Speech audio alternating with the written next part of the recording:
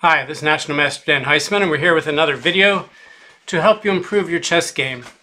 Today we're going to talk about the question, what is your goal each move? When I ask new students, what do you think your goal is each move? One of the common answers I get is, you're trying to improve your position. And that's obviously a very reasonable answer. It just turns out to be somewhat incorrect, and let's talk about why. Suppose you're in the opening position of the game, and you want to improve your position, and you say, gee, my pieces can't really move very much. The pawns are kind of blocking them. I'd like to get some pieces out, and I'd also like to do some control of the center, get ready to castle. The three big goals of the opening being to activate the pieces, to get your king into some safety for the middle game, and to get some control of the center. So let's say you decide you want to play e4, and you say, well, that improves my position. After I play e4, I've got a pawn in the middle controlling the center. I can bring out my queen, I can bring out my bishop. It helps me castle. I have an extra square to move my knight. So after e4, I've improved my position. So that's a good move. All right, well, everything that I just said makes some sense. Let's take that move back. But let's look at the evaluation of the position. Let's move the board a little bit to the right here so you can see the Lead Chess engine. And the Lead Chess engine says at depth 64, d4, e4, and c4 all give you plus 0.2 if you make that move. Well, was that better than what you had before? Well, when you look at the value at the top here, it says your value is 0.2. So if you make that move, does it improve the 0.2 and make it a higher number? Well, let's make the move e4. And we could see the number stays the same, still 0.2. So the engine says you have not improved your position. You were 0.2 before you made that move, and you were 0.2 after the move. So what's going on here? Well, if you're familiar with giving the engine these numbers, you know that whenever you make a move, that number can never get higher. That number can only stay the same if you make the best move. And if you make something that's less than the best move, let's say you make, let's go back and make f3. If you play f3, then all of a sudden black is better, minus 0.6. So if you don't make the best move, the number goes down. But if you do make the best move, let's say e4 is equally the best move, the number stays the same. So the engine says you're not really getting better. And this is actually what was proven by the mathematician Zermelo in 1911, when he proved that for every game like chess or checkers or Go, where there's no dice being thrown like in backgammon, and you have complete control of which move you want to make. Your position is only as good as your best move. If you make it, your position evaluation stays the same. If you make any move that's clearly inferior to the best move, then the evaluation drops. So if you're graphing the game and you keep making best moves, the graph goes sideways. It looks like you have the exact same evaluation. If you make a mistake, then it goes down. But no matter how brilliant the move you make is, it never goes up because you could have always made that move anyway. So that's what Zermelo basically proved over 100 years ago. So when people say they want to improve their position, they say, but Dan, after e4, your game is better than it was before e4 because you can move out the queen and the bishop and so on. And the answer is, yes, you can, but it costs you something that is exactly equal to the weighing of those values. And what it cost you is the tempo, because before you made the move e4, when you couldn't move out the bishop and the queen, it was your move. So you had the capability, you have the possibility, the potential of reaching that potential of making your best move and playing e4 and getting that position. And if you don't do that, then you don't get it. But after you make that move and you get that potential, it's not your move anymore. Now it's black's move. So you did lose something. You lost the right to make the move now. So you've gained the bishop and the queen mobility, but you've lost the move. It's now black's move. So you've reached the best potential that you could. So the evaluation didn't go down, but it did stay the same. So it didn't get better. What's this all got to do with the subject of the video, which is the goal each move? Well, what we're trying to say is it's good to be able to improve your mobility and make your pieces stronger and activate your army. All those things are really good things that you're trying to do as part of the goal in the move. But your goal per se isn't to make your position, quote, better. it's really, in a sense, in that sense, is to make your position the same. But what's the only thing that makes your position the same? The only position that makes your evaluation the same is if you make that best move. So we can see here on the right, d4, e4, and c4, if we only go to tenths of a pawn and not hundredths of a pawn, all leave you at 0.2. So if you make those moves, you found the best move that you can, and the evaluation stays the same. So now we can change the goal each move from improving your position, which is a little bit vague as we just said, to finding the very best move that you can. Let's slide the game back over a little bit. Okay, so you're trying to find the best move you can, and the problem is, let's take another case, which is the principle, when you see a good move, look for a better one. Because, well, suppose you do that forever. Suppose you're playing in a position, you have many, many moves that you could play, and you look at the moves and you say, okay, I could play any of these 27 candidate moves. Which one are you trying to play? Well, let's say you look at one and you think it's a good move. Should you just play it right away? Well, the principle says when you see a good move, don't play it, look for a better one. But suppose it takes you a fair amount of time to evaluate each one, and suppose there's lots and lots of good candidate moves, and you're trying to find a better one. Should you always just keep looking and looking and looking and looking forever? Well, the answer is no, because if you're playing regular chess, it's played with a clock. And if you do that on every move, maybe you could play a few moves in a game, but at some point your flag's going to fall because you keep looking for better moves no matter how good your move is. And that's just not a good principle. It's not a good idea to do that. So when you see a good move, look for a better one. You can't keep doing that forever. At some point you have to stop. And I actually wrote a novice nook, and I guess I did a little video on this before, called The 2 Move Triggers. And the 2 Move Triggers talks about the 2 reasons you would stop and make a move after you're thinking.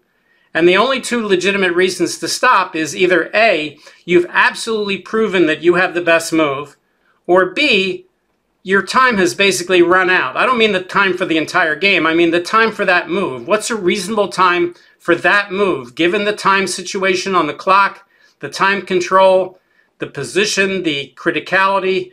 Every position has a certain reasonable to us. If you have a position where you have 40 minutes left and the move is very complicated in deciding the whole game, it may be that 20 minutes is reasonable for the move. But in that same time situation with 40 minutes left, if you have a very dull move where you have 6 or 7 moves that are equally good and it really doesn't make much difference which one you do, then taking 20 minutes for that move is crazy. So these things depend greatly on how much time you have left, what the position is, and so on. So that's how much you want to allocate to each move. You want to allocate a reasonable amount of time depending on the time control, your time situation, the criticality, the position, the complexity of the position, and so on. So you're trying to make the best move that you can in a reasonable amount of time so that you can play all your moves in the game in a reasonable amount of time and do the best that you very can given that time control. So that's the real answer to the question, the goal each move. The goal each move is to find the best move you can in a reasonable amount of time.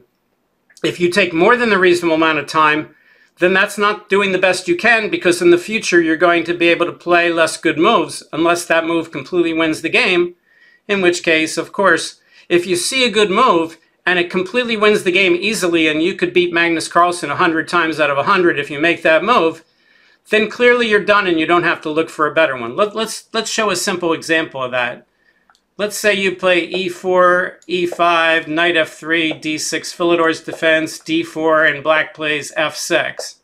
And now white plays d takes e5, and black plays d takes e5. And white plays queen takes d8 check. Okay, how many illegal moves does black have here? Black has king takes d8 and king f7. Those are his only 2 legal moves. Would you be willing to argue with a room full of grandmasters that king takes d8 is better than king f7? I think everybody watching the video should be good enough to say, of course I would argue with a room full of grandmasters that king takes d8 is better than king f7. If you look at the evaluation, if we move over to the right again, the evaluation is king takes d8 is equal plus 0.1 for white, and king f7 is plus 14.7 for white.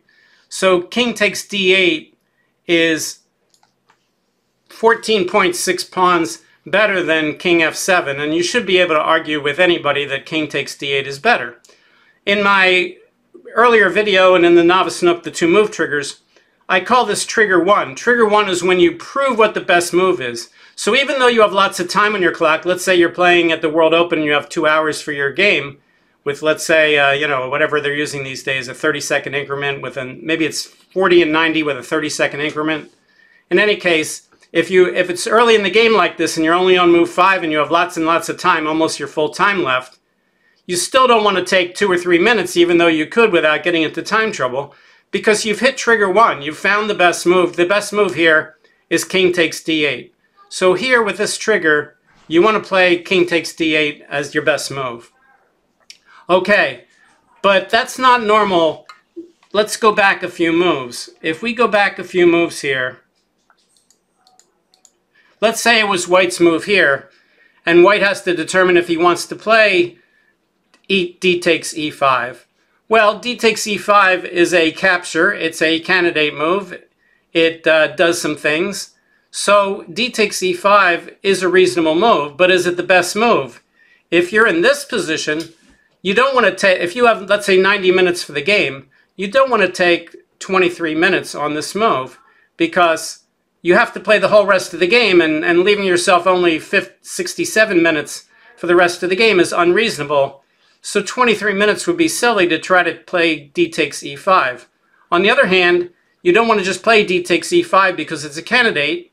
You want to look at other candidates, like maybe developing your bishop so you can castle. Maybe you notice that the diagonal, that the a2 through g8 diagonal is weak. So another candidate move here might be to develop your bishop to c4, which makes it hard for black to castle kingside, and makes it also harder for him to develop his pieces. So you're going to be looking at some of these different candidate moves. But what's a reasonable amount of time here? Well, a reasonable amount of time here for this move, if you've never seen this position before, wouldn't be much more than about 90 seconds, because you've got the whole rest of the game that you have to play, and there's not a lot of complications. Black doesn't have any big threats. There's no tactics for either side. So you're going to be deciding between moves like bishop c4, bishop e3, d takes e5. I mean, a lower rated player might say, oh, I can get space by playing d5. d5 is probably not a very good move in this position for reasons that are beyond the capability of our video to talk about. But if we look at the engine on what the top 3 moves are over here, turns out they're all bishop moves. Bishop to c4 and bishop to e2 that let you to castle, leave you at 1.4 and 1.1. And bishop e3, which overprotects the d4 square, is also at a 1.4. So you can see that they are better than the d takes e5 move. But you're trying to find the best move you can in a reasonable amount of time. All right, so let's recapitulate what we've learned today. When someone says, what are you trying to do each move? It's okay to say, I'm trying to improve your position. And from a human standpoint, that makes sense. But from a mathematical, strictly logical standpoint, the best you could do is keep your evaluation the same. It's to find the best move that you can so the evaluation will stay the same. And if you do find that best move, then your position has the same value that it did before.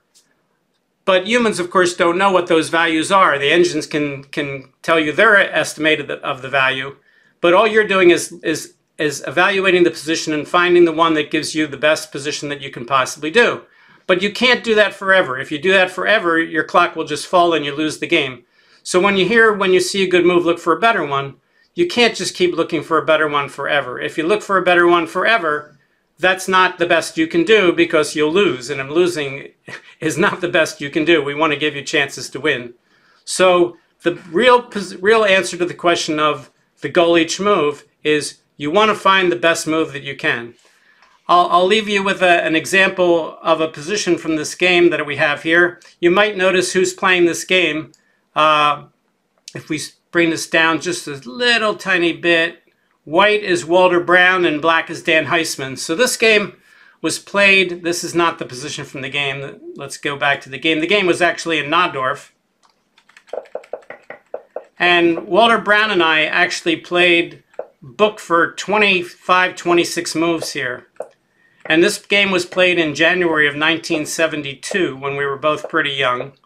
This is all book position, and we're all blitzing these moves right out. So believe it or not, this is all book. And now we're slowing down a little bit because we're kind of getting toward the end of the book. But we played a couple more moves. I remember when Walter played knight g3, he wrote on his score sheet exclamation point, and then he got up and walked away. And in this position, after knight g3, I thought for a long time, I think, and I played, because I had a lot of time on my clock, because we had just blitzed out, 20-some moves of book. So we had a lot of time on the clock. And I thought for a while when I played the move bishop e8, which is not a good move. Well, 10 months later, if we go back a couple moves, we now have a database over here on the right. Let's pull out the database for you.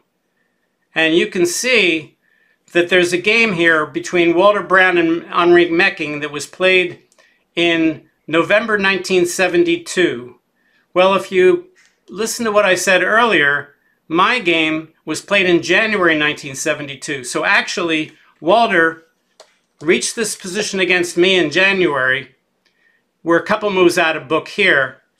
And 10 months later, he was playing in a tournament with world-class grandmaster Henri Mecking. And they reached the same position. And Mecking, of course, in those days, a game like mine, which was played in the New York City Championship, would not be shown anywhere around the world. Walter Brown wouldn't tell anybody about it. And of course, I had no way to do it. We had the Chess Informant, but Chess Informant was mostly for international tournaments, not tournaments like the New York City Open. So nobody knew about our game except me and Walter. And Walter just played the exact same moves 10 months later against world-class Henri Mecking. And of course, he knew he won this game against me earlier in the year. And I played bishop e8, which is not a good move. Mecking, on the other hand, did what we said. He found the goal each move. He played the best move. He played queen to d8, which I rejected probably because I thought I was leaving my d pawn on prise, but it's actually more complicated than that. And you can see from the engine on the right, we'll go over to the right a little bit, that queen to d8 is the best move. By far, it's minus 0.6. Everything else is 0 or less. So Mecking found the best move and played queen d8. And Mecking's move, queen d8, did make it into the Informat. And everybody saw the analysis of that game, and they saw that black was already better. And this game actually ended this variation. Nobody ever played these 26 moves again in a serious game and followed it because they know that black's already better after queen to d8, Mecking's move. My move, bishop to e8, is not nearly as good. So that ended it. So I didn't find the goal each move. I didn't follow it. I'm here. All right, so the goal each move is to find the best move you can in a reasonable amount of time. I took a reasonable amount of time, but I didn't find the best move, and world-class Grandmaster Mecking did. Okay, so let's end the video here. Hopefully you learned something today about the goal on each move, and we'll see you next time. Thanks. Bye.